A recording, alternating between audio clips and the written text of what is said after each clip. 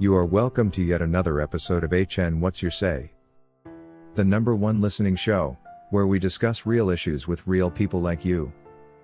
We are still featuring R. Kelly. Real name Robert Sylvester Kelly. Also known as the R&B King. The story of R. Kelly's New York trial is not simply the story of a man accused of serious crimes. It is a story about how the American justice system can be twisted to secure a conviction at any cost, even if it means discarding the most basic constitutional protections that are supposed to apply to every citizen. At the center of this injustice is a single shocking fact. During R. Kelly's trial, prosecutors called over 45 witnesses, the majority of whom testified about allegations that were not part of the indictment and had nothing to do with the actual RICO and Mann Act charges he was facing. This unprecedented move was not about proving guilt beyond a reasonable doubt. It was about stacking the deck, overwhelming the jury with sheer numbers and ensuring that the outcome was decided by emotion, outrage and character assassination rather than evidence. To understand why this was such a profound violation of R. Kelly's rights, we need to start with what he was actually charged with. In New York, Kelly was indicted under RICO, the Racketeer Influenced and Corrupt Organizations Act, a law originally designed to take down the mafia and large-scale organized crime families. He was also charged with several violations of the Mann Act, a century-old federal statute related to the transportation of individuals for illegal sexual activity. But here's the key point. The indictment itself named 5 alleged victims, and the charges were supposed to be centered exclusively on those individuals and their specific allegations. The government's task was simple in theory. Prove that Kelly engaged in illegal conduct with those 5 individuals, and prove that this conduct was connected to an actual criminal enterprise as required under RICO. Instead of meeting that challenge directly, prosecutors took a very different approach. They chose to flood the trial with dozens of other witnesses, many of whom were accusers whose claims dated back to the 1990s and early 2000s, well beyond any applicable statute of limitations. These witnesses were not part of the indictment. Their allegations were never formally charged in court. And most importantly, their testimony had no direct connection to the RICO enterprise or the Mann Act counts that Kelly was on trial for. This kind of evidence falls under what is known in federal law as other bad acts evidence, governed by Rule 404B of the Federal Rules of Evidence. The rule is very clear. Prosecutors cannot introduce evidence of prior bad acts simply to show that a defendant is a bad person or has a bad character. The rule exists to prevent trials from devolving into popularity contests where the jury convicts someone because they dislike who the person is, not because the government has actually proven the charged crimes beyond a reasonable doubt. There are only limited exceptions to this rule. For example, prosecutors can sometimes use prior acts to show things like motive, intent or a specific plan. But these exceptions are very narrow and the evidence must be directly relevant to the charges in the case. Even when such evidence is technically admissible, the judge must carefully weigh whether its probative value is outweighed by the risk of unfair prejudice under Rule 403. In R. Kelly's trial, however, these safeguards were essentially ignored. The government argued that the flood of unrelated testimony was needed to show a pattern of behavior and to prove the existence of a criminal enterprise under RICO. But showing a pattern alone is not enough under the law. Especially when the alleged pattern consists almost entirely of uncharged conduct from decades ago. What this meant in practice is that R. Kelly was not really being tried for the 5 alleged victims named in the indictment. Instead, he was being tried for decades of accusations, many of which could never have been brought to court in their own right because they were far outside the statute of limitations. By parading these witnesses before the jury, prosecutors accomplished 2 things. First, they effectively bypassed the statute of limitations, sneaking in allegations that were legally time-barred.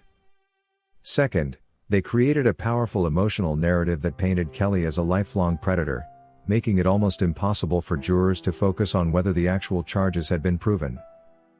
The impact of this strategy cannot be overstated. When a jury hears from 45 different people, even if most of them are talking about unrelated incidents, the sheer volume of testimony creates an almost irresistible psychological effect. It becomes less about the credibility of each individual witness and more about the overwhelming impression that so many people can't all be lying. This is precisely why courts are supposed to limit cumulative and irrelevant evidence. Rule 403 explicitly says that even relevant evidence can be excluded if it is needlessly cumulative or if its prejudicial impact substantially outweighs its value. In Kelly's case, the testimony was not only cumulative. It was devastatingly prejudicial. Jurors were bombarded with story after story, many filled with lurid and emotional details, none of which they were required to weigh with the same rigor as the actual charged offenses. The result was a trial that was no longer about the specific crimes alleged, but about whether R. Kelly was a bad man who deserved punishment for everything he had ever been accused of, regardless of whether those accusations were proven or even legally actionable. This problem was compounded by the fact that the RICO charge itself was stretched far beyond its intended limits. RICO was designed to target organized crime families, groups like the mafia with clear hierarchies and patterns of criminal activity. In Kelly's case, prosecutors claimed that his music career team, assistants, drivers, managers and others constituted a criminal enterprise. But in reality, their actions were indistinguishable from the ordinary workings of a high-profile entertainment business. Coordinating travel, booking hotels, scheduling performances. These are not inherently criminal acts. Because the government's RICO theory was so weak, they relied heavily on the unrelated witness testimony to create the illusion of a sprawling criminal conspiracy. Without those extra witnesses, the case would have been seen for what it was: a handful of disputed relationships and allegations that did not add up to organized crime. In other words, the 45 witnesses were not just irrelevant. They were essential to propping up a legally flawed prosecution. Jennifer Bonjean, R. Kelly's appellate attorney, zeroed in on this issue during her arguments before the Second Circuit Court of Appeals. She argued that the trial had been fundamentally unfair because the uncharged allegations overwhelmed the actual case. According to Bonjean, the government had turned Kelly's trial into a referendum on his entire life rather than a fair adjudication of specific charges. She pointed out that by allowing so many witnesses to testify about unrelated and time-barred accusations, the court had essentially permitted a trial by mob where the jury's decision was driven by outrage rather than law. Judge Ann Donnelly, who presided over the trial, bore responsibility for this outcome. A fair and impartial judge would have imposed strict limits on the government's witness list, ensuring that the trial remained focused on the 5 named victims and the specific alleged acts tied to them. Donnelly could have allowed a small number of additional witnesses under Rule 404B with very careful jury instructions explaining the limited purpose of their testimony. Instead, she gave prosecutors free rein, allowing them to call virtually anyone who had ever accused Kelly of misconduct, no matter how old or irrelevant the claim. The result was chaos. Instead of a single coherent trial, Kelly was subjected to what legal scholars call mini trials. Dozens of separate narratives playing out before the jury, many of which had nothing to do with the indictment. This not only confused the jurors but also placed an impossible burden on the defense, which had to respond to every accusation, no matter how far-fetched or unrelated. When we compare Kelly's trial to other high-profile cases, the difference is striking. In Bill Cosby's retrial, for example, the judge allowed just 5 additional accusers to testify beyond the charges in the indictment. And even that limited number was controversial. In Harvey Weinstein's trial, only 3 such witnesses were permitted. These limits exist because courts recognize the danger of letting a trial be swayed by uncharged accusations. In Kelly's case, however, there were 45 witnesses. This was completely unprecedented.